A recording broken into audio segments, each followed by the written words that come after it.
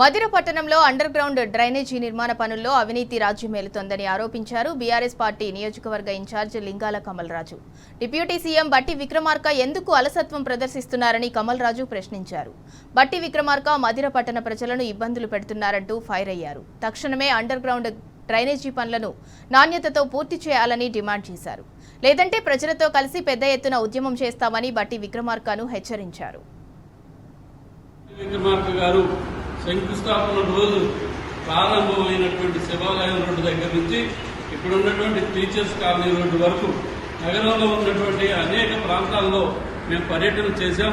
కానీ ప్రతి ప్రాంతంలో కూడా ఎక్కడ సంపూర్తిగా ఈ రోడ్డు పనులు కానివ్వండి, పైపు లైన్ పనులు కానీ పూర్తయినటువంటి సందర్భం లేదు.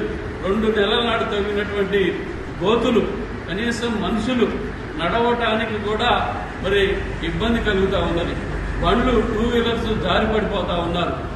ఆ పడిపోయినటువంటి వాళ్ళు కాళ్ళు ఇరిగినటువంటి వాళ్ళు ఉన్నారు, చేతులు ఇరిగినటువంటి వాళ్ళు ఉన్నారు.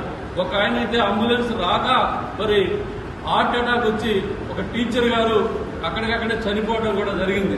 ఇటువంటి దుస్థితి మరి డిప్యూటీ సీఎం గారి నియోజకవర్గంలో రావటం అనేది చాలా దురదృష్టకరమైనటువంటి సంఘటన.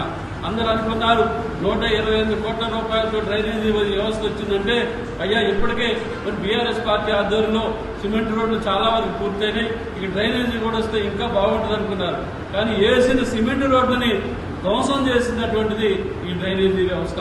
అందుకనే మేము డిమాండ్ చేస్తా ఉన్నాం, ఎక్కడైతే మీరు ఈ డ్రైనేజీ పేరుతోటి రోడ్లను తవ్వారో వాటన్నిటినీ కూడా మళ్లీ సీసీ రోడ్లుగా మార్చాలి. ఒకవేళ మీకు ఈ ప్రజా సమస్యలు మరి సమస్యలు కాదు అని మీరు భావిస్తే ప్రత్యక్ష ఆందోళనకు కూడా మరి బీఆర్ఎస్ పార్టీ సిద్ధం అవుతుంది. తప్పనిసరి మరి మున్సిపాలిటీ కార్యాలయమా మీ క్యాంపు కార్యాలయాన్ని కూడా ముట్టడించాల్సినటువంటి పరిస్థితి రాకుండా మీరు చూసుకోవాలని చెప్పేసి నేను ఈ సందర్భంగా డిమాండ్ చేస్తా ఉన్నాను. జై తెలంగాణ, జై కేసీఆర్.